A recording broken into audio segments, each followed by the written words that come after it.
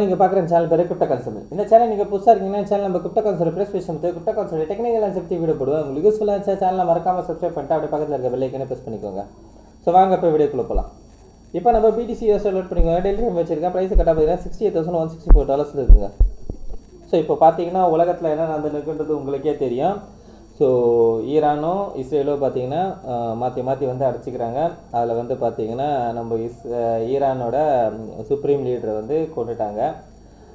So அதே மாதிரி பார்த்தீங்கன்னா இஸ்ரேலோட லீடரே வந்து கொண்டுட்டேன்னு சொல்கிறாங்க. பட் ஆனால் அது இன்னும் கன்ஃபார்மாக தெரியல. சரிங்களா? ஸோ இந்த வார் பார்த்தீங்கன்னா கரெக்டாக நம்மளுக்கு வெள்ளிக்கிழமை நைட்டு ஸ்டார்ட் ஆகிட்டு கிட்டத்தட்ட பார்த்தீங்கன்னா சனிக்கிழமை நைட்டு ஞாயிற்றுக்கிழமை காலையெல்லாம் கிட்டத்தட்ட பார்த்தீங்கன்னா நம்மளுக்கு வந்து என்ன ஆயிடுச்சு அப்படின்னு பார்த்தீங்கன்னா அதான் நம்ம ஈரானோட பிரதமரை வந்து கொண்டுட்டாங்க அப்படின்ற மாதிரி நியூஸ் வந்தது. ஸோ ஓகே ரைட்டு வந்ததுனால ப்ரைஸ் அவ்வளோ பெருசாக வந்து கிராஷ் நடக்காது, அதே இடத்துல வந்து இருக்குமா அப்படின்றது பார்த்தோம். ஏன்னா வார் வந்ததுனால பெருசாக வந்து கிராஷ் ஆகும் அப்படின்றது எதிர்பார்த்தாங்க நிறைய பேர்.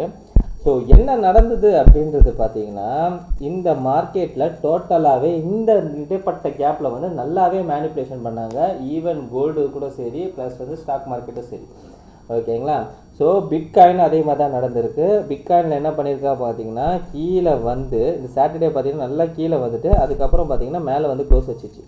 ஸோ இந்த இடத்துல பார்த்தீங்கன்னா நம்மளுக்கு ஆல்ரெடி பார்த்தீங்கன்னா இங்கே ஒரு டிமாண்ட் இருக்குது நம்மளுக்கு. ஓகேங்களா? 64,400க்கும் நமக்கு ஒரு டிமாண்ட் இருக்குது. 66,400லேருந்து 66,400லேருந்து 64,000 இந்த இடத்துல ஒரு டிமாண்ட் இருக்குது.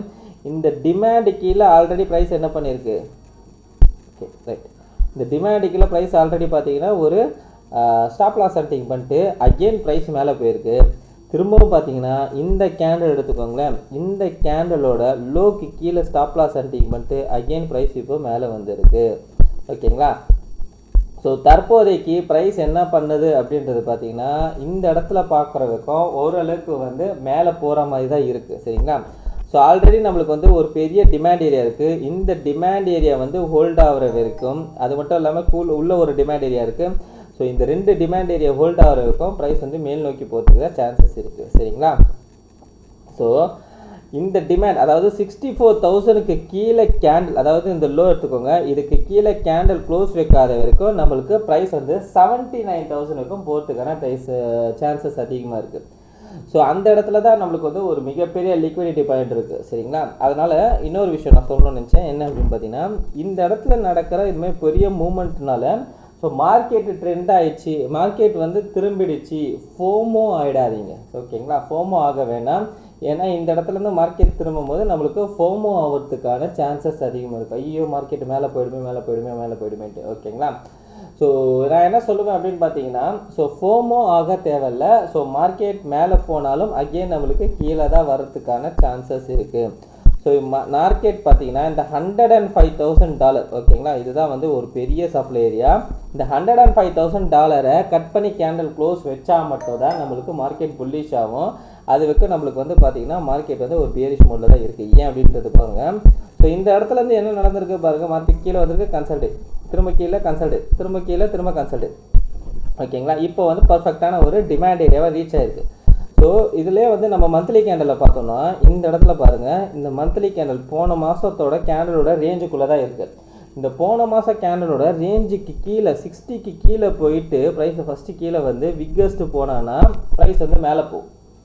ஓகேங்களா? அப்படி இல்லாமல் போன மந்த்து கேண்டலோட ஹைக்கு மேலே போய் கேண்டல் விக்கஸ்ட் கீழே வந்தான்னா கண்டிப்பாக ப்ரைஸ் வந்து கீழே வரும். சரிங்களா?